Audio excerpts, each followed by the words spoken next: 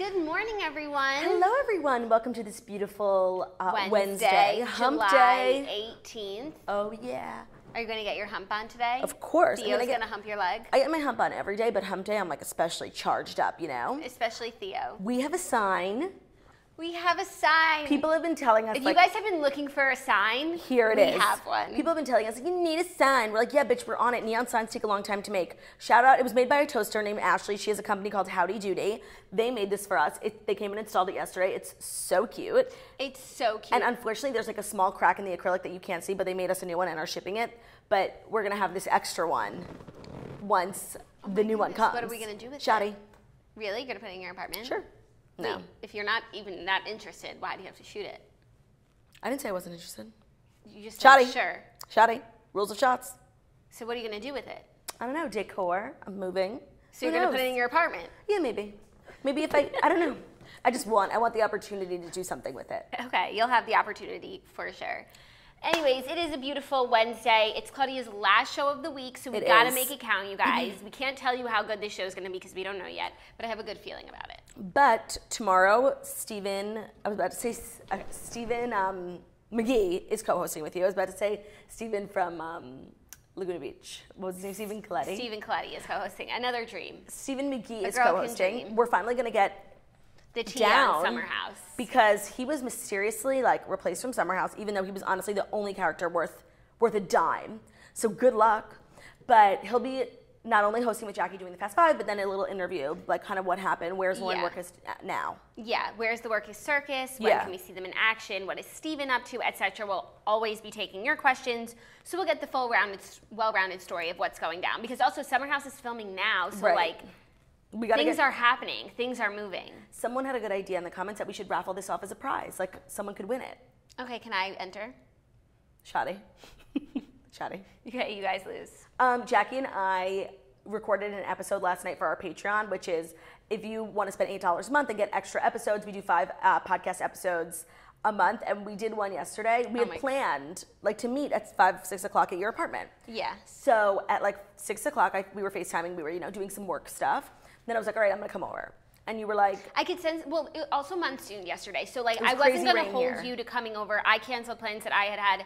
So I was like, you don't have to come over if you don't need to. I don't think you realized how ahead we are of the schedule this month. Mm-hmm. So I was like, I can come to you tomorrow. Also because she was like, I'm going to take Theo for a walk and then I'm going to bring him over. I was like, do not do that. Not only is Nephew Sneeze just, not really allowed in our new house, but it's raining out. He's going to be filthy dirty. So discriminatory, I can't even begin. Claudia, of course, did not respect my rules. And came over. Brings Theo to my apartment. I literally had to pick him up outside the doorway. We went straight into the bathroom. And we recorded the Patreon episode on the floor of my bathroom. She quarantined me and my son to her tiny bathroom. We were sweating so much. It was honestly one of our funniest episodes because the treachery was just putting me into overdrive, For sure. I was remembering things that I said during the episode, and I was like, I don't think I would have said that if I wasn't under. It's when you're being tortured and you're forced to give up secrets. That's how I felt. I was being tortured, and I just didn't really care what I was saying, because who cares when you're sweating under your boobs? What's wrong with you? You brought me water earlier, and I forgot it. You gave me a cup, and now I have dry mouth. It's right there. Thank you. Oh my gosh, you're the best. I'm so thirsty. I've been so thirsty these days. You're a thirsty girl. Honestly, I'm a thirsty bitch. You really are. Anyways, the Patreon episode is available now.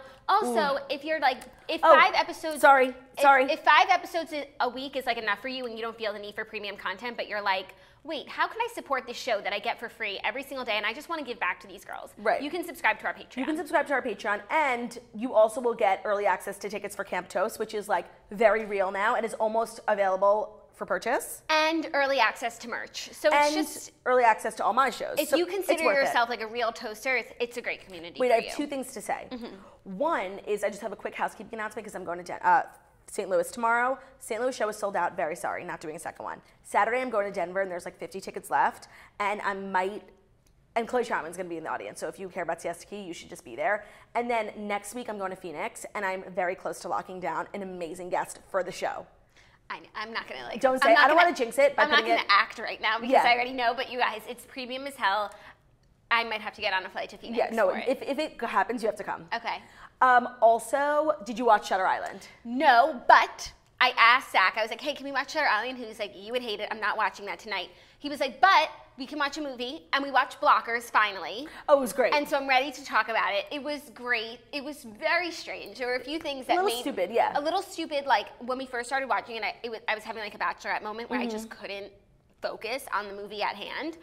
But then it went on, and I hate movies where it's like everything goes wrong and we're on like a manhunt, like that movie Are We There Yet? Like, I agree. I hate movies like that. It's like a journey. Right, but there were a few moments that we were laughing out loud. Like, me too, and I want to know if it was the same moment. First of all, when John Cena is butt chugging. Margo thought that was funny too. That was kind of gross. And then the police come and he spits it out. Yeah, I thought that was kind of gross. We were laughing so hard, and then when Leslie Mann is behind the TV.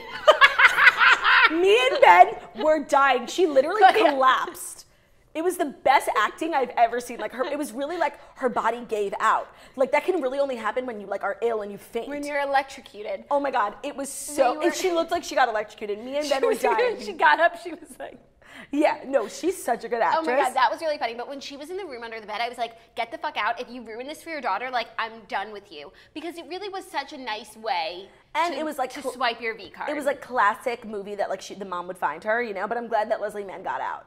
Oh my God, I'm so glad she got out. I'm so glad she got electrocuted. And also, like, okay, Nick St. Clair was the boyfriend, and he was like such a nice guy. Like at the prom, first of all, this girl couldn't give two shits about him, just wants to hang out with her friends, and he was like letting her dance with her friends and like dancing behind her, just being so supportive. Whereas like another guy might have just like went off with another girl. What a dynamic actor Nick St. Clair is, you know? He really is. He could play the bad boy and the good guy. And I was just like.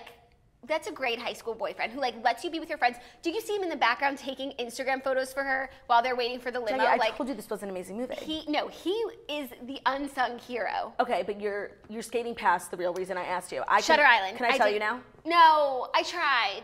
No, but you're not going to see it. Zach said you wouldn't even like it. No, but I just have to watch it without Zach. Oh my God, so you're really going to make me wait? You said I could tell you. But Claudia, like, I'm trying my best to watch it now. Jackie, you're so annoying. I'll watch it today. I'll watch it today before Zach gets home. No, because then I'm not on the show tomorrow, and then Monday I'm going to forget. Ugh. I don't know. All right, I'll give you 1 week. Okay. I'm at a crossroads. Okay, I'll make it. If I don't make it happen this weekend, then I'm not making it happen. 1 day is a lot to like watch a movie. But you swore. You were like, I'm going to watch it today. I know, and I tried, but then my nephew's niece just came over, and I was put through a tailspin. You were being so crazy with Theo. Like you should have seen what he looked like. Oh my God, she's so dramatic. There was a little dirt on his feet. No, his paws and his belly were soaked and picking up the streets. It wasn't even the city streets. You're just being so You said dramatic. yourself you underestimated how wet it was outside. I did. I'm not gonna lie, but still, just like you didn't need to be so mean to him. And now you've bumped yourself back down to number 2 man. I was not mean to him. I couldn't have been more supportive. He felt ostracized, and when he got home, he told me he was like really upset about it. That's not what he said to me, because he texted me later and was like, thank you for accommodating me, even though I showed up unannounced and filthy. Well, I took his phone away, so there's no way that he texted you. It must have been. It must have been spam. He sent a telegram. It must have been spam. Well, welcome to the Morning Toast. Jackie and I are going to deliver, as always, the Fast 5 stories that you need to know before you wake up and take a bite out of your morning toast. And we're going to do so in a premium, mature, slowed down, enunciated manner. Okay, first up, before we get into the Fast 5, I just wanted to give an update on a story from yesterday. We talked about Annabelle Nielsen from Ladies of London passing away. At the time, there was no cause of death, but it turns out that she did have a heart attack in her home. And all of the Ladies of London stars have posted on Instagram. I think it took them a while to like realize that this was all true. So Marissa Hermer posted, Caroline Fleming posted, Juliet posted, and Caroline Stanberry posted. And also Enty posted. And well, they didn't actually explicitly say that it was her, but John Doe linked up a recent story with a blind, and the blind was just that she was dating like a very wealthy, married to like aristocratic family, and she was poisoned. That's what they say. But when was she married to this man? Because I don't think it's been since the show. It was years ago. If she was gonna like snitch on them, wouldn't she have already done it? Maybe she was making moves to snitch. I don't know. She doesn't seem like a snitch, honestly. No, totally. I'm sure she's seen some things, and she never snitched. Yeah, that's true. She wasn't born a snitch. I don't know. It's fishy. It is definitely fishy. Anytime someone dies young. There I go again, being a conspiracy theorist. Anytime someone dies young, it's fishy. I agree. Unless it's like an accident, like a car crash or something. Right, and especially if there aren't a lot of details about it. You know, that's fishier. Yeah. Anyways, so without further ado, the official Fast Five that you need to know before you wake up and take a bite out of your morning toast. First up, Katy Perry had situational depression after her album flop. Okay, this is kind of sad, you guys, because I remember it was about a year ago we were making fun of Bon Appetit on this very show, and while that brought me so much joy and laughter, like, this is really sad. Katy Perry felt like she read the stars all wrong following the release of last year's Witness album and the negative response that followed. This is definitely true. Quote, music is my first love, and I think it was the universe saying, okay, you speak all of this language about self-love and authenticity, but we are going to put you through another test and take away any kind of validating blankie. Then we'll see how much you do truly love yourself, the American Idol judge said in the August issue of Vogue Australia. Despite debuting atop the Billboard 200, Witness garnered mixed reviews from critics and fans alike. Perry, 33, was pained as a result. Quote, I have had bouts of situational depression and my heart was broken last year because unknowingly I put so much validity in the reaction of the public and the public didn't react in the way I had expected to, which broke my heart. Perry retreated to California's Hoffman Institute in January to focus on herself. For years, my friends would go and come back completely rejuvenated, and I wanted to go too, Perry explained. I was ready to let go of anything that was holding me back for myself.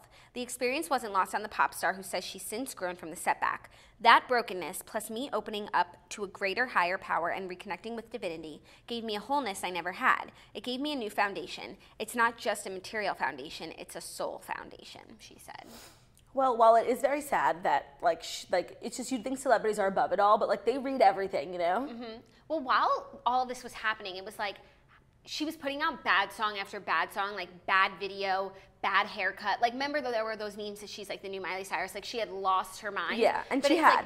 Like, in hindsight, it seems like she thought she was doing everything right and that people were going to die for that. Like, that's what you get when, like, you aren't authentic. Right. It was like, you shouldn't release a music video because you think it's what people want to see. You should release it because you think it's cool and an artistic expression of your feelings. Whatever. And you shouldn't release a song called Bon Appetit.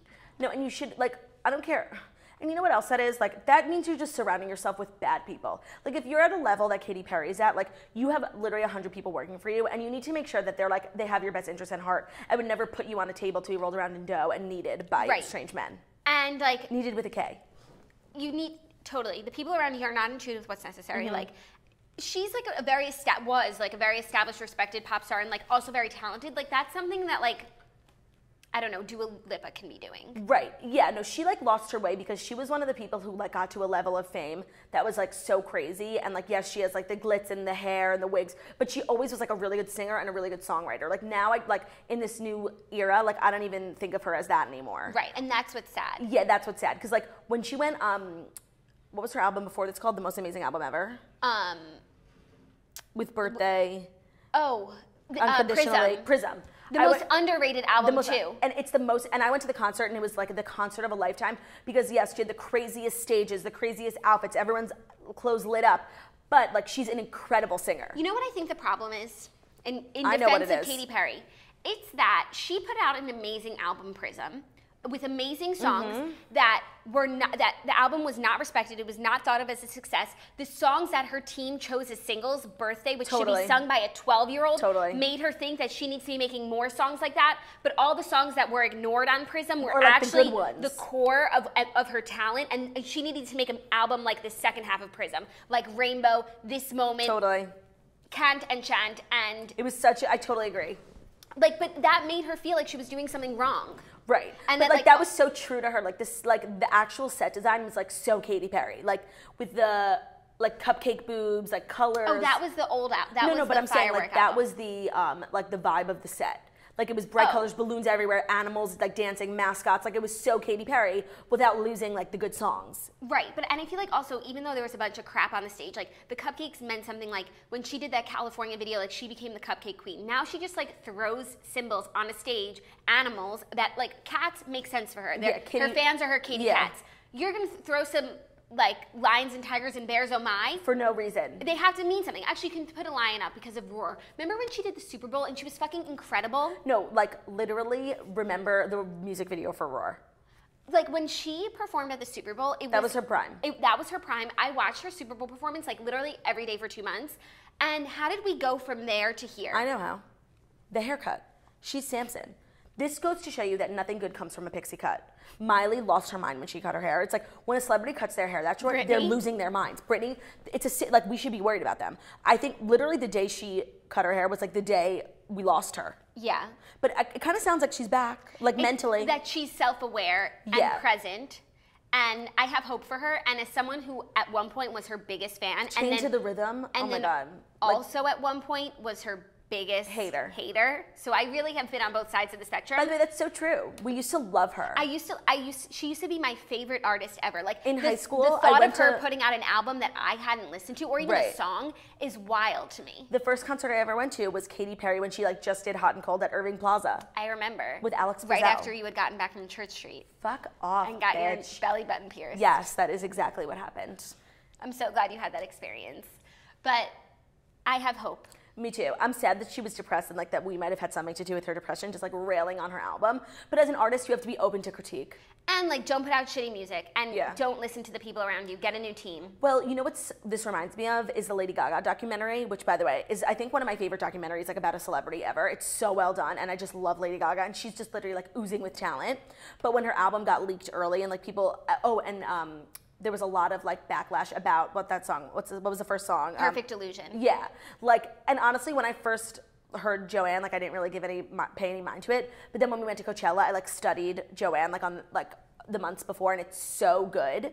But like I felt for her then because I feel like Lady Gaga like pours her heart and soul into every song. She writes the music, she writes like the melody. Whereas like I feel like Katy Perry just shows up these days. Yeah. But she has Lady Gaga running through her veins. Like she's that kind of artist. But like. She can't be like so invested in an album that I feel like she had nothing to do with. And you know what?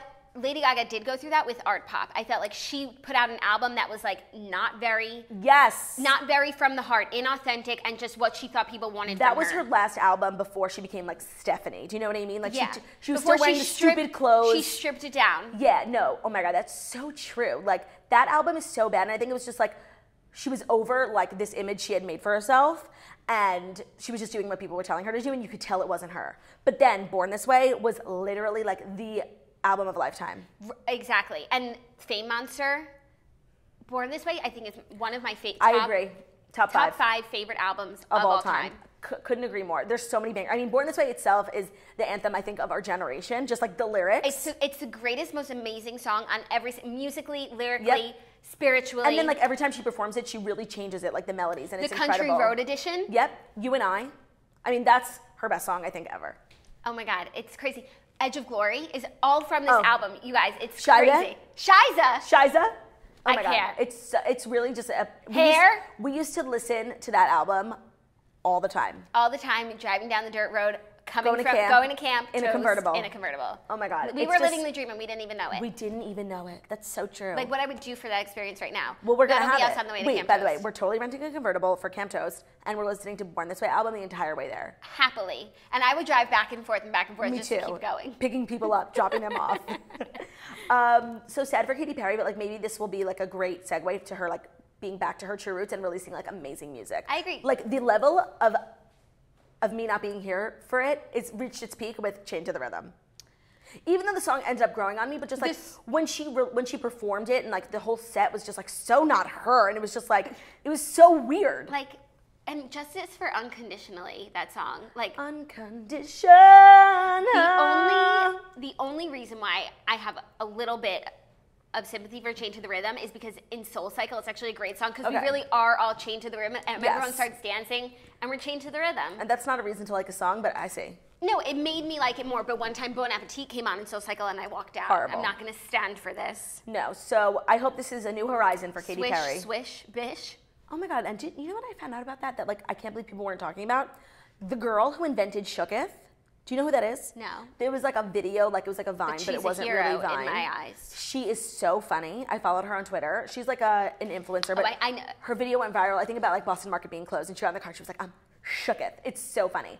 And Katy Perry for the Swish Swish music video got like a bunch of influencers, and I don't remember exactly what they did to this girl, but like everyone's like nicknames were on the back, and they had her like in something like fat shaming her. I saw that, and I remember that story. I didn't realize she was the girl who invented Sugar. Yes, she like tweeted about it. She's like, I had no idea that that's what they were bringing me in the music video for, and like I'm so embarrassed. And like it was so mean. That's so mean. That's so not cool. That's so not cool. Also, throwing influencers at your music video like is just never a sound strategy. But if you want to put us in it, unless we're it's down. Us. That's it. Okay. Next up, Leslie Jones slams Jessica Alba's Honest Company. Leslie Jones is one very unsatisfied customer of Jessica Alba's Honest Company. Does Leslie Jones have kids? I don't know.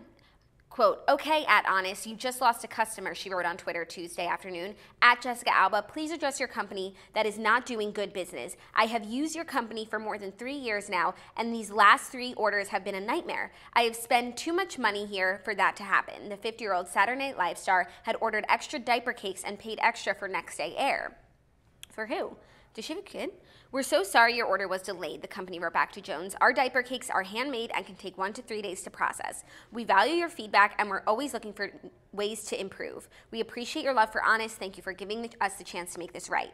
Jones then angrily shot back, next day air should not be a fucking option. It should be made clear that the order is sent after processing, which you don't do. It's not overnight if it gets there in a week. You charging me damn near $50 for the last 3 orders were late. It wasn't like that before.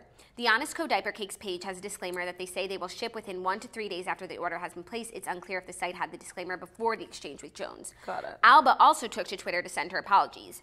Quote, oh my God, I'm so sorry you haven't had a great experience, she wrote. We are all over this issue and we'll make it right. I am so appreciative and grateful to you for being a loyal, Honest fan over the years, especially as we go through these growing pains. I'm a huge fan of yours. That's kind of nice. Despite the apology, Jones stood by her comments, ending the back and forth by stating she would find diaper cakes elsewhere. Quote, so disappointed because I've spent a lot of money with y'all, she wrote. It's not the first time Alba's company has come under fire. I feel 2 ways about this because like, I think as consumers, like we're always getting fucked over and like you order something, you pay for shipping and like it doesn't come and there's literally nothing you can do about it and like we're always losing like all the time and we're just spending copious amounts of money to lose. Okay. But I also hate when people like use their celebrity. Kelly Cutrone. We'll get to, that's exactly my segue, thank you. I'm so glad we have a plot. I didn't want to make it a story. Me either, because I don't want to give it enough attention. But I just hate when people like use their, like, if Leslie Jones was a regular customer like us, like she wouldn't be getting the CEO responding to her. So like what, you should be special? You're going against your whole point is that like you're a customer. So like I hate when people do that, which brings me. Wait, I just want to wrap up this story because that's a whole nother beast, Kelly Cutrone. And Kelly Alba was like being so Jessica nice. Alba, right. The fact that what did I say? Kelly Alba. She was being so nice. I understand Leslie Jones' reaction up until that point, but once like Jessica Alba tweeted and it's like, this is her company and she works really hard I would have on been like, apology accepted, now send me my fresh cakes. For free. 1, what are diaper cakes? No clue. 2, like, can't you, what's the, like, why do you need diaper cakes right now? Because your baby's shitting its pants? Can't you just run to the store? I thought Leslie Jones didn't have kids. I don't know who these, maybe it was for like a bridal, baby shower or something and she needed the fresh cakes. Okay. I don't really understand why like there's ever really this diaper emergency, like, and why you can't just like run to the store and get. But like, it just depends on your situation. Diapers. Also, like. Because Honest diapers are like, they're all organic. Right, except apparently there was a lawsuit that said they use 11 synthetic ingredients. That was the other fire it's come under. Drama. I don't know, but I was at Rebecca's house and she has a new nephew, a nephew's Nietzsche's, and they had all these like baby products and like they were all Honest. Like it really is a really like great company and it's helped a lot of families. So I'm gonna use it. The fact that their diapers just didn't arrive that day, like I just don't think that's that big of a deal in the grand scheme of things. No, totally. But like, I think it wasn't about that they didn't arrive. It was about that she paid $50 and for overnight and they shipped it a week later, which is so annoying and unacceptable. But like take it up with a customer service rep. Right, and I'm sure that they would have refunded you if you just like called like a regular person. Or yes, fine, leverage your celebrity. But then when Jessica Alba apologizes, like just accept it. Diaper cakes are gifts to give at a baby shower. So she needed not them. Urgent, I guess. So it's not urgent, but she ordered them for this baby shower. She probably missed the window. Now they're going to come after the baby shower. Which you just look like an ass showing up without it. And then like, are you able to give gifts at post shower? Or do they have to be, like a wedding you can give a gift No, I think they're at the shower because a part of the shower is opening the gifts. Yeah, you totally have to bring it. Why are they called diaper cakes? It's a cake of diapers. Like it's like Sex in the City. Oh, it was a cake. Yeah. That Charlotte brought. Yes, but now segue into this Kelly Cutrone thing because I didn't know about it. I don't follow Kelly Cutrone on Instagram. But one of the toasters put it in our Facebook group. They screen recorded her Instagram story. Basically, when it was raining the other Yesterday. Monsoon season. Her and I think one of her friends like got shelter underneath the scaffolding, and there was a homeless man underneath the scaffolding like masturbating. And they like ran and called the police, and I guess the police took like a super long time to come. She says 2 hours, and she videoed herself on the phone with the 911 operator yelling like crazy, so rude at this 911 operator who seemed just like a nice girl trying to do her job. She was like, I am a New York Times best-selling author. I have a huge social media following, 135,000 people. I'm filming this. I want to speak to the supervisor, like screaming. She was like, I was just sexually assaulted and no one has come. It's been 2 hours. The lady who literally can't be helpful in anything other than just telling the police. Like, it's not this woman's fault whatsoever. And she literally was like, they're on their way. And I just thought, first of all, it's like so cringy when people are like, do you know how many followers I have? Like 100%. when they like wield their celebrity. Especially against the fuzz. Right, not even the fuzz, a 911 operator. She's not even a cop. Like, right. She is a operator. Like, oh my God. Then like, also, justice doesn't serve you just because you have Instagram followers. No, and someone made the greatest point. She was like, I live in Soho. So like what, you live in Soho, you think you get priority over other people to the police? Like, no, they rank it based on like urgency. Like if there was a shooting and someone was running, like they're, you know what I mean? Right. Like they're not gonna wait 2 hours. I find it hard to believe that the cops are sitting in their station eating donuts being like, oh, Kelly Cutrone called, let's go in 2 hours. Like, please. I just thought it was so, and like it's raining, so you know there's like more accidents. Like it was just such an abuse of power. And then like putting it on her Instagram story made her look so bad. I watched the video 100 times, I couldn't believe it. I couldn't even finish the video because like it was making me sick listening to her talk that way. And all I was thinking is like, poor girl. Being exposed to is unfortunate and unpleasant. It happened to us. It happens every day in New York City. It's essentially a rite of passage. Just leave the scaffolding, call the police, let them know there's a exposed man on this and such corner, and move on with your life. That's literally what happened to us. We were walking down the street in meatpacking. There's a man sitting on a throne of garbage with his weenie out like this. You guys, it was the biggest penis I ever saw. It was literally the size of this. Like, I was like, at first I didn't think it was a penis because I'm like, it's not that big. I'm sure it's like a water bottle or something. It was huge. So we were with Kristen. Yeah. We ran, like, for our lives. We ran down the street, turned the corner, called the police. Hi, just want to let you know there's a homeless man on Washington Street, you know, wielding his penis like, what do you even turn? Like a churn. Like a, I don't know. Just like this. Yeah, it was crazy. And we left, and they were like, thank you. Right. No. And by the way, as a citizen of New York, she has every right to call the police. Like, she is a victim of sexual misconduct. But to like rail on this girl like that was like so uncalled for, and she made herself look so bad. Like, I couldn't believe when she was like, I live in Soho. No, like, does that make you better? And it's like she's recording this, posting it, thinking like she is a victim, and the whole world is gonna see it from her point of view, and like she looks like an asshole, and only an asshole would think that they don't look like an asshole. Right. She put that video out there thinking people would be like on her side. Like, this. Wow, I can't believe that happened to you. Right. That makes her look so bad. It makes her look so bad. I mean, she already like is. People don't think of her like as the kindest, you know, most gentle person. She was so mean to Lauren Conrad. This just makes me think she's just entitled and like, leave New York City if you can't handle seeing a penis. No, I disagree. Like, okay, it's a jarring thing, and it doesn't happen to everyone. It's very frequent, but like when it happens to you, like it's crazy. And she did the right thing, calling the police. But like, just A, the way she spoke to that woman, B, like the lack of respect she had, and like C, the fact that she thought like everyone was after her. I couldn't, Jackie. I'll literally never get over this. I live in Soho. What does that mean? I live on the Upper East Side. Congratulations. It's called helicoptering. Yes, helicoptering. You guys, it was the craziest thing ever, and I didn't even know what to do about it. Like, I was shocked. We were like, but we just kept moving. It happened to my friend Alicia on the train in Paris. A guy opened his jacket. Wow. I know. It happens like frequently. It's a disgusting world we live in, and we shouldn't normalize it. No, and we're not normalizing it, but like the way that she reacted, you would have think something truly horrible happened, that the police weren't there on the scene that minute. And you know what? On the list of New York City emergencies, like that's just a Wednesday. It's not at the top. No, totally. And she was screaming at the lady. She's like, the precinct is 2 blocks away. Why is it taking them so long? Okay, the 2 precincts 2 blocks away. Go walk there. Go tell them. You do it. Save the city some resources. I can't. So crazy. I literally was shook. And so she was just standing there, like, next to him for 2 hours? No, she was in her apartment when she called. It was in her neighborhood. I'm sure she was on her way home. I don't know. So how did she know that the police didn't go? Right, because it happened outside, but she was inside. Right. Maybe she just was on the phone for 2 hours. She couldn't even get her story in. No, because the phone said 3 minutes. I was thinking the same thing. Who knows, you guys? Oh, and then she was studying. She's like, I'm going to call Page Six. What the hell is Page Six going to say? Now they're going to write an article about her story that she looks like an ass. But what did she think? Like, Kelly Cutrone was mistreated by police? They didn't even come, so how could she have been mistreated? Kelly Cutrone. Honestly, I'm so afraid of Kelly Cutrone. I really hope nobody sends this to her. I'm sure somebody will, and no, she's fine, but like, just respect the system. It is what it is. Don't abuse your power. And don't get me wrong, don't abuse your 135,000 social media followers because they're not following you so that you can get to priority line with the police. Yeah, like this isn't Delta. You don't get to pay more for priority because you live in Soho.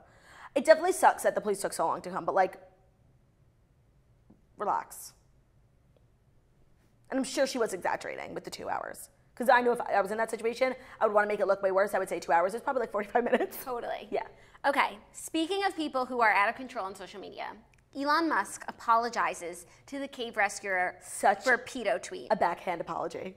Elon Musk has apologized for calling one of the men involved in the Thai cave rescue mission a pedo or pedophile. The Tesla CEO has faced an intense backlash over the unfounded claim against Vernon Unsworth, an expert caver who participated in the rescue mission that saved 12 boys and their soccer coach from a flooded cave in Thailand.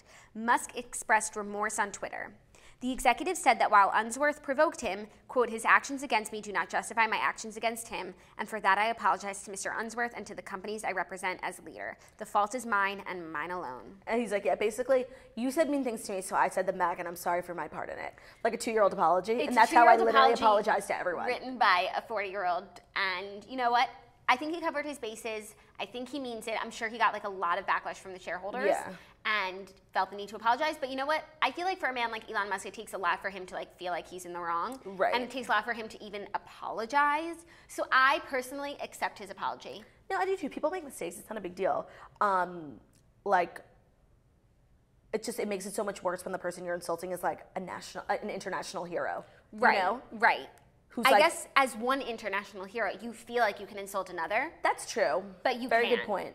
But you can't. No matter who you are, you can't insult an international hero. That's the lesson learned.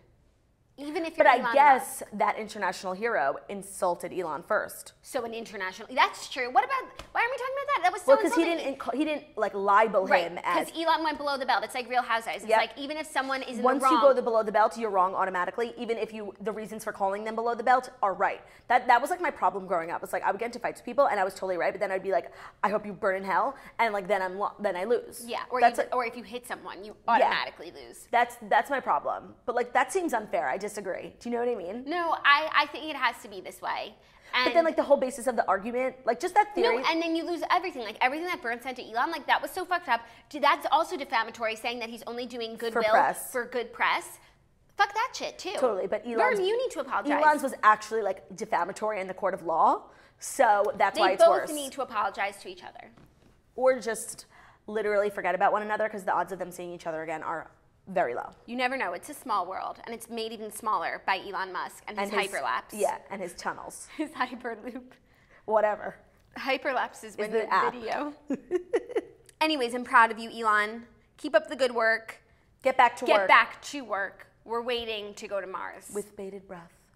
We're going to be the official Mars correspondent. Of course. Live from Mars. I only weigh like 6 pounds in Mars. Good morning, Mars. I only weigh like 6.5 pounds in Mars. That's literally enough reason to move. I couldn't agree more. Except like the lack of food in life is like, it's a downer for sure. No, but Elon's bringing it all. And also like Elon will be there. So we've always wanted to meet him. That's true. We have to go to Mars in order to. No, I'm definitely down for Mars.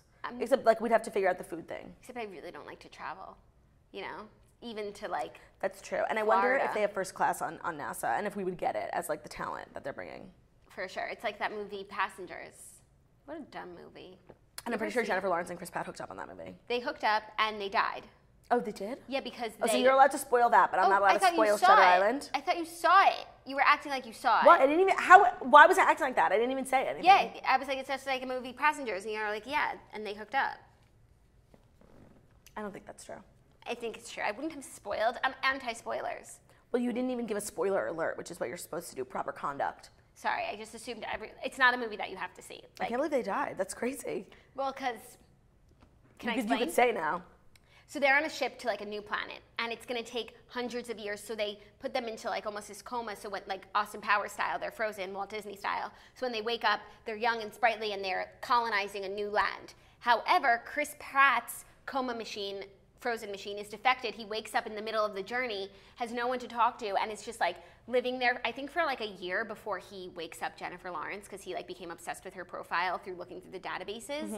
And so the two of them are alive. They can't refreeze themselves. They have 100 years before they get to the planet, and they live together on the ship for... And how do they die? They kill themselves?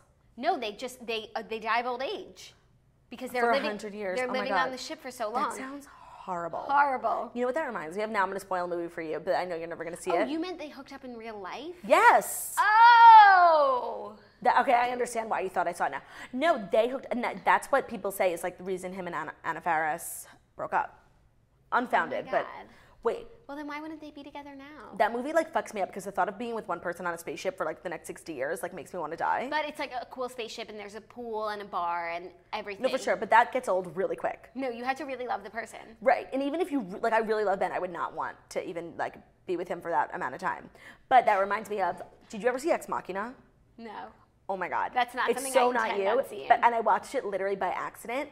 It's the craziest movie. It's like this like tech nerd gets invited to like this tech mogul's house, and it's all like a crazy like digital house with robots and everything, and he falls in love with the robot. I've seen it. Smart house. Yeah. He falls in love with the robot, Alicia Vikander, and the robot like gets smarter than the humans and ends up killing the tech mogul and locking the tech nerd in the mogul's house for eternity. He has to die in that house. Oh my God, that's like in Game of Thrones where like Daenerys' Yes. girl betrays her and she locks them in a vault. Yes, with that tall guy. That's truly. Totally. No, like there's sometimes things happen in movies or like in SVU that I'm like, oh my God, like I can't even imagine that happening to me. Like girl in the when she pulled in SVU when they pull out the nanny and she's in a trundle? cage. In the trundle, yes. Stop. And it's also like, it makes me realize like Hollywood is like so fucked up to even think of these things. Yeah. You know? Totally. Like whose twisted fucking mind thought to put a nanny in a trundle? Someone who put their nanny in a trundle. Is it called a trundle or Yes. did he make up that no, word? No, that's the technical term. I thought that was like a family word. No. It's just like we actually are using the correct word for something. That's so rare. It is very rare. Very rare. Parsed Altivia. Parsed, yeah. Okay, are you ready What's for next? this next story? Also, wait, there was a comment that on Mars you weigh more. On the moon you weigh less. Oh, damn, we are not going to Mars. We're going to the moon. That's just what I needed. More weight. Definitely not. I'm officially turning down the offer to correspond for Elon Musk and Mars. What's still next? available. The royals are an embarrassment for being so cold. Meghan Markle's half-sister Samantha blasts her Duchess sibling for, quote, ignoring their father and says if he dies, Meg is responsible. Samantha Markle went on like a crazy Twitter rant, and she, I think, has a private Twitter, but the screenshots obviously got out. They're insane. These are the screenshots. My father is not an embarrassment for loving his daughter. The royals are an embarrassment for being so cold. You should be ashamed of yourselves at Kensington Royal. Oh yeah, like they're gonna respond to you, bitch? Glad you have so much time to gallivant around paying tribute to others while ignoring your own father. How cold can you be? And look in the mirror. Harry, I guess I was right. And then she did a link to the Daily Mail story. which had pictures of Harry and Meghan visiting the Nelson Mandela Memorial. And she said, how about you pay tribute to your own father? Enough is enough. Act like a humanitarian. Act like a woman. If our father dies, I'm holding you responsible, Meg.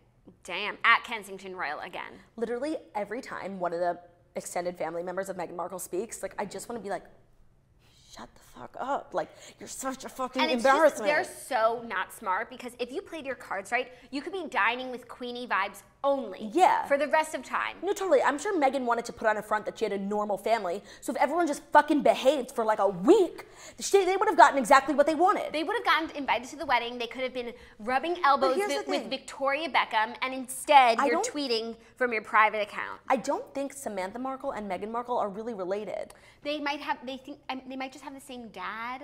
Right.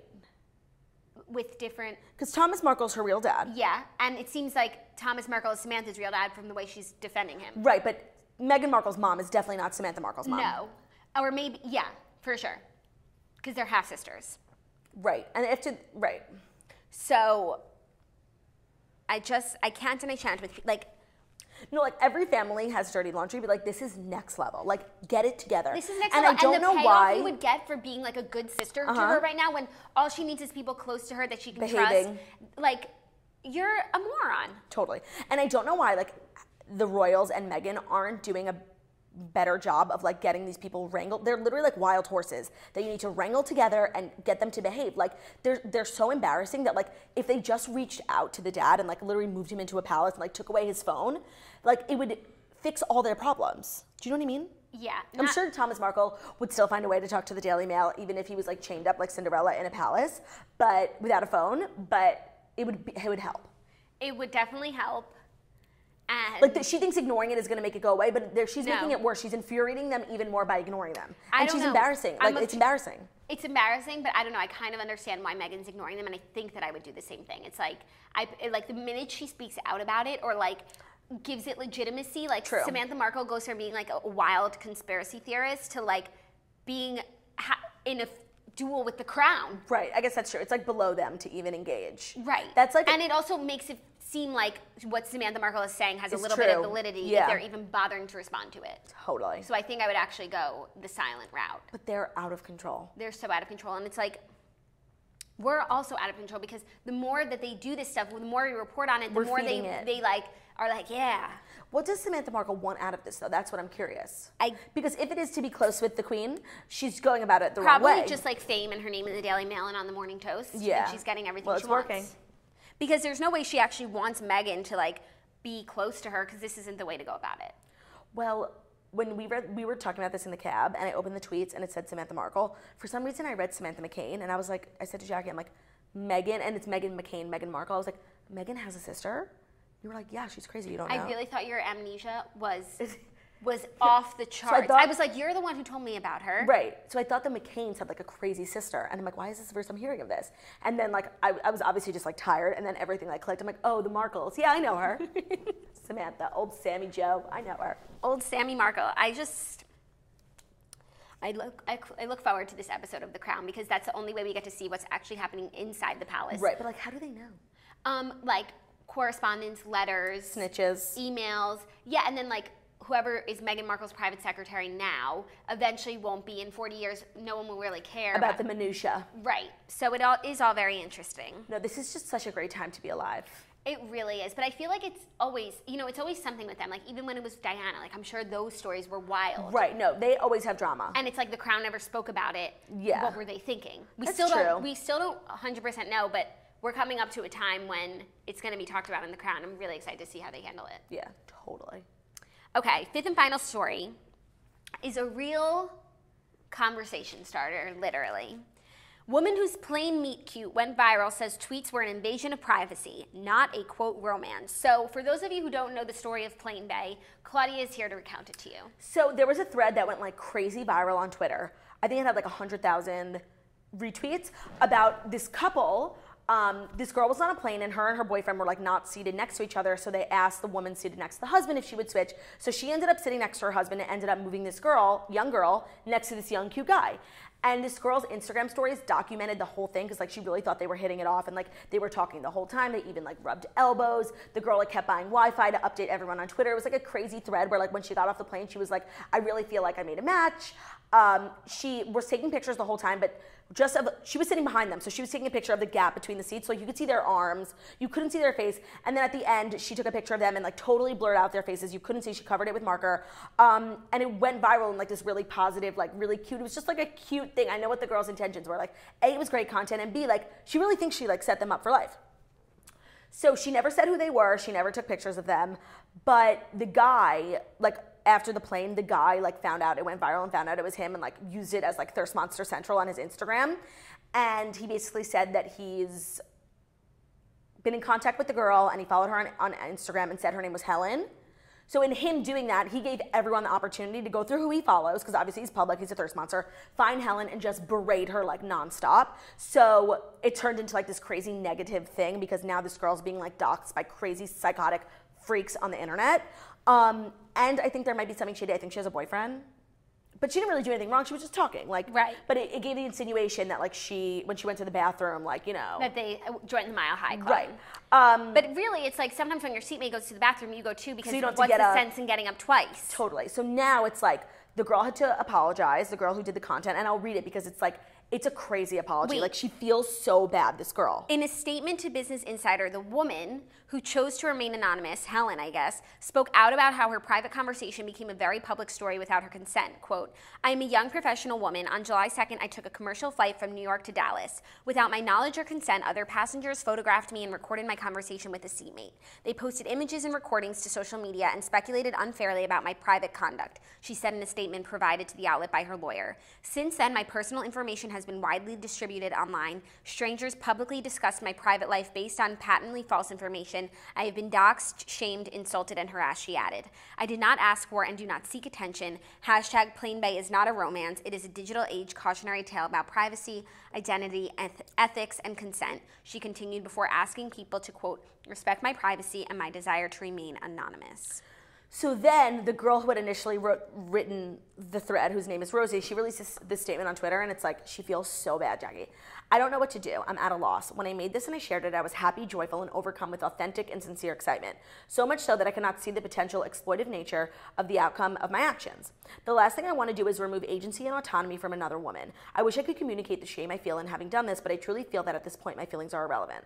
This may be coming too little too late. I've been instructed by peers who have experienced similar waves of positive and negative attention to let it blow over. That does not sit well with my conscience. I've sat on this silently for a few days now. Helen, to you, although you're not much of an internet fan, I hope you see this. I apologize for utilizing what could have been a beautiful, charming moment among strangers as a tool to communicate a narrative I am fond of. I apologize for taking what should have been a small, mundane moment of cheeriness and turned it into something foul and overamplified. I apologize for taking away something that I myself value quite a bit, which is sharing one's own story publicly as a means to inspire others. What I have done is in no way inspirational. Every woman has a right to her own story, and to have taken away yours and turned it into my own was wrong on many levels. Helen, to you I offer my services. In whatever way you wish to continue the story, it's now yours, as it should have been this entire time. Whatever decision you come to, I'm humbled to honor it, and will work to right this wrong.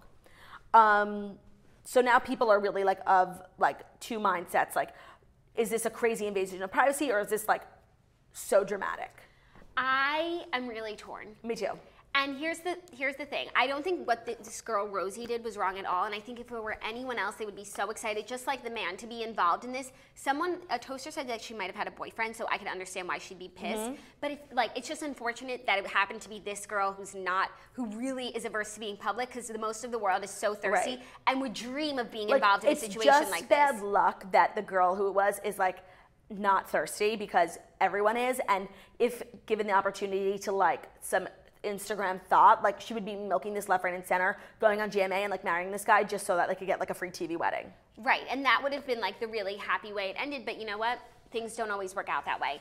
And so as much as like when this was happening, I was like, this is a perfect use of like the internet, and so many people have like live tweeted their flights, and it's always so negative. It's like, the guy sitting next to me is a nut job, right? Like smells, quoting everything that they say. Two people are breaking up on a flight, like, so this was a really nice use of this, live tweet. Right, like when people live stream other people, like when that girl went viral for tweeting the live tweets of a couple breaking up on the plane next to her and put pictures of their faces, like that I understand is a complete invasion of privacy, because it's a spotlight on something negative and she put their faces out there. Right, so I thought like when this all happened, I thought it was like really cute, and if this girl didn't have such an adverse reaction to it, I would still think it was cute. Like, there's no reason why things like this shouldn't happen more. It's a really great use of the internet, finally something we can all agree on, and like finally something on Twitter is going viral for something positive. Right. So I really am all about it, but it is an invasion of privacy. Honestly, like if I were on a plane and I happen to be a very thirsty person and I found out someone was tweeting everything I said, and it's like I'm not thinking of what I'm saying, and like just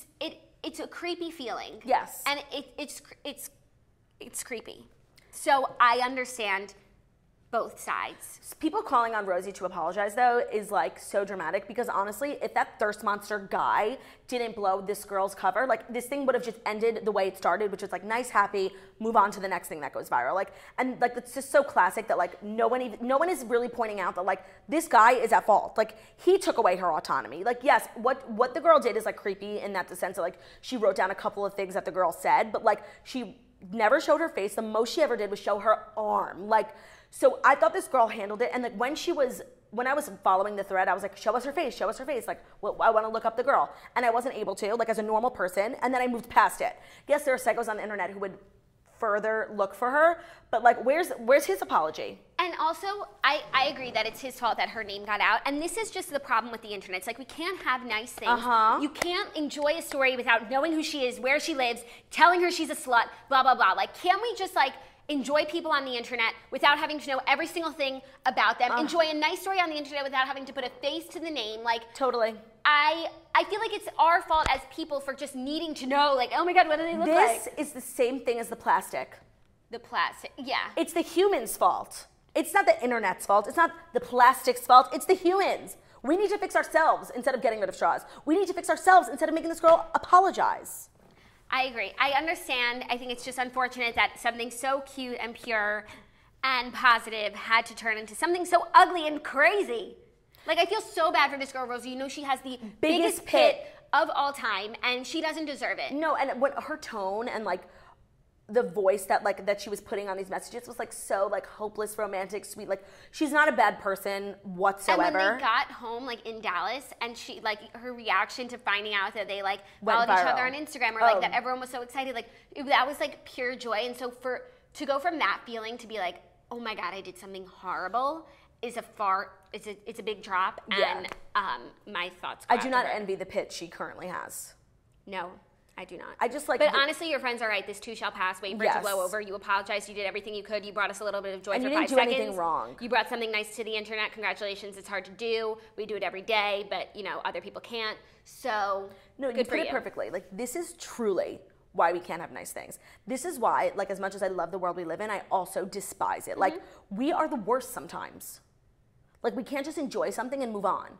Like, we have to beat it to a pulp that it turns into something negative. Right. Like, that is our generation. Because we truly cannot have a nice thing. No. Because we just need to shatter it on the floor. This Plain Bay has officially been shattered. Yeah, thanks. I really enjoyed it in its heyday, like in its prime. You know what? I have to be honest. It's nice to be me sometimes because I looked at the Twitter thread in its prime. And I was like, oh, what a sweet story. And because I'm not on Twitter, I never got all this follow-up until you said, let's talk about Plain Bay today. Well, I didn't really see it. I saw that, like, there were some, like, low-level journalists, like, writing about how it's an invasion of privacy, like, making other people our content. And I was like, who cares about these people? Then someone did a thread in the Morning Toasters and was like, and then I followed up. Yeah. But, like, when, like, weenies who write for, like, BuzzFeed wrote about it, like, who cares? They're upset about everything at BuzzFeed. So I'm like, classic, another cog in the machine of just being upset about stuff. Who's really just upset about their job and they're turning green. Right. Turning green. You have to listen to yesterday's Patreon episode because we talk about what life was like when we worked, like, for corporate America. I forgot that wasn't our regular episode. Right. When like I had just a regular 9-to-5 job, like even before the old show, and how I showed up to dinner one night and the family told me I looked green from work. So I hope you guys aren't turning green over there. Yeah. But part of me hopes you are. Was there any TV on last night? I feel like the toast helps people turn not green. Yeah, no, totally. Like, this is the 2 hours a day where your face, like, where the blood, like, rushes to your face. You know, if you're, like, a fully invested toaster and you not only watch the show in the mornings, but then are involved in all the groups and subgroups during the day. And Patreon. Like, you have a full day of work covered. Totally. You probably should leave, like, 30 minutes to get work done. But who needs more than that? No, if you're efficient, you don't need 9 to 5 to get your work done. You need 9 to 9:30. Or in my case, like 12 to 12:30. No, like, I would say, like, 2 to 4. Okay. Was there any TV on last night? No, I watched Blockers, and then I watched The Longest Ride, and I can't watch that movie without crying. They released the seating chart for Real Housewives of New York reunion. Ramona, I looked up every picture from every reunion for the past 10 seasons, and Ramona has been seated next to Andy at about, like, 5 of them, and they're more recent. Like now she's, like, cemented herself as, like, a Real Housewives icon, whereas in the beginning she was, like, in the middle between, like, you know, she was Alex McCord and Jill Zarin. Right. So she's been, like, cemented as, like, a real, like, staple. And so the fact that she wasn't seated next to Andy was big, but then the fact that Carol was, it's like, remember when Jill and Bethany's, like, when they were both seated on either sides of Andy, it was just, like, nonstop the whole reunion. Yeah. That's what it's going to be with Bethany and Carol. And I have to be honest, I blame Luann for this seating chart mishap. Me too, because it would have been Luann. It shouldn't have been. Carol does not deserve the top seat. No, you don't get the top seat just because you're mean to Bethany. Like, right, it should have been, well, but also Bethany and Luann might have been on the same couch, but then maybe Bethany wouldn't have been next to Andy. Huh. I don't know what it would have been. Would have been next to Andy. Also, like this, all this Luann stuff is so crazy, and like so she's back in rehab, but she has to be in court in Palm Beach like in a few days. But the rehab she was in before was in Florida, so maybe it's the same one. Okay, maybe. And then like just what's crazy is that she posted that she was 6 months sober on Instagram when like she wasn't. No, what's crazy is Enty. Enty had a blind like literally 2 years ago that Countess Luann, no, it didn't say Countess Luann, but it was like this reality star who is a royal, whatever, has been using her children's inheritance and trust funds to buy, like, to live her life. And then it came out like literally a week ago that the Count and the kids are suing Luann for taking money from their trust funds to like buy a house in Sag Harbor. That's crazy. And that's crazy so that low. NT called it. Also, what is crazy is that she's been on since the first season in different roles, yes, but she has yet to like turn her presence into a business. She is sort of now with the cabaret. That's true. But that's not well, like she wrote the book, Class with the Countess. Well, not everyone does that, especially in New York. But they should. In OC, they do. Like, where they're thirsty, they do. Like, the OC girls need that in, like, revenue. But she needs that money, too. She's been divorced for a while now. No, her financials confuse me. Yeah, and, like, she doesn't have a house. No. And she's using her kids' money, so she knew she didn't have money. Yeah. And she doesn't go and start a business or a line on QVC. Like, no, what I are you totally doing? agree. And even the cabaret shows, she's only done, like, 5 or 6. And the one I went to, where she does most of them, is, like, a very small venue. It can't fit more than, like, 50 people. It's great for her brand, and I'm glad she's doing it. But in terms of money making, like, she's yet to, like, turn this into a real opportunity for herself. So true. And she's a smart woman, so I don't understand that. Also, I watched Watch What Happens Live last night with Tamara and Shannon. And Shannon Bedore is the cutest woman alive. And Claudia, she was being so cute. First of all, she's lost 24 pounds total. And she's really being like her old happy self again. Okay. And she's like dating. And anytime someone mentioned it, she's literally like, I feel like on Watch What Happens Live, there's no time for like misspeaking or for talking slow, and literally for 10 seconds she's like stop. She was like so embarrassed, turning red, and she just like seems really cute, and like her face is like coming back to like the face that like we knew from the earlier seasons, and I'm just really happy for her. She was even like spilling tea on David, I guess because she looks so good. He came to pick up the kids the other day, and she goes, "Hey David, look at this," and pulled up her shirt because she was like so proud of her progress. God, what a cutie! She's so cute, and like you have to watch this episode because it will remind you of of why we are continuing to support Shannon, even though last season she wasn't her best self. Yeah, the thing with Watch What Happens Live is I totally agree that it's way too quick, and like most episodes that like I tune into are like because I love the people and like you really want the dish, and like I find that Andy's always rushing people through questions and like rushing through games and rushing through everything. And it's like they don't get time to think of a good answer because there is no time to think. Right.